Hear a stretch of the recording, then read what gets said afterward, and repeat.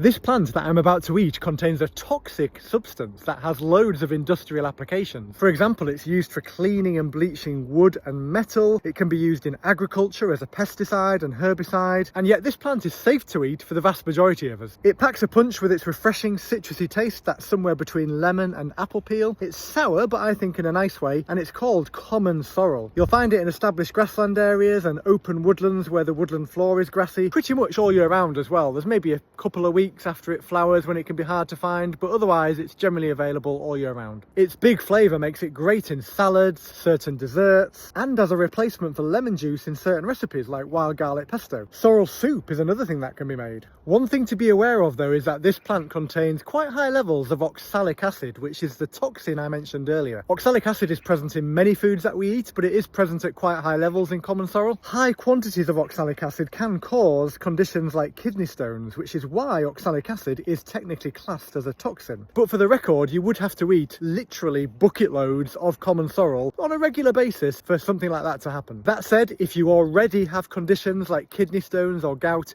it is recommended that you don't eat this plant. But for the rest of us, this is safe to consume in the quantities that you would realistically eat it in. And if you need further reassurance, it's worth bearing in mind that oxalic acid is in loads of foods we eat. Some foods even contain reasonably high levels, such as spinach. Now, as you all know, you do get a lot of contradictory information on the internet, but I did find one source that seemed to suggest that spinach even contained higher levels of oxalic acid per gram than common sorrel. The fact is, spinach does contain quite high levels of oxalic acid, as does rhubarb, almonds, and it's in lots of other foods too, like pulses, broccoli, and even things like coffee and chocolate, albeit at lower levels. I will now just run through a couple of key identification features for common sorrel, just to make sure you don't confuse it for one of the toxic plants called lords and ladies. This is a toxic plant that generally grows in a different habitat, but it is worth knowing about because occasionally they can be found close to each other if you're foraging for common sorrel in more of a grassy, wooded environment, for example. So the key feature you're looking for is that common sorrel has backward pointed lobes, whereas the equivalent lobes on lords and ladies are rounded,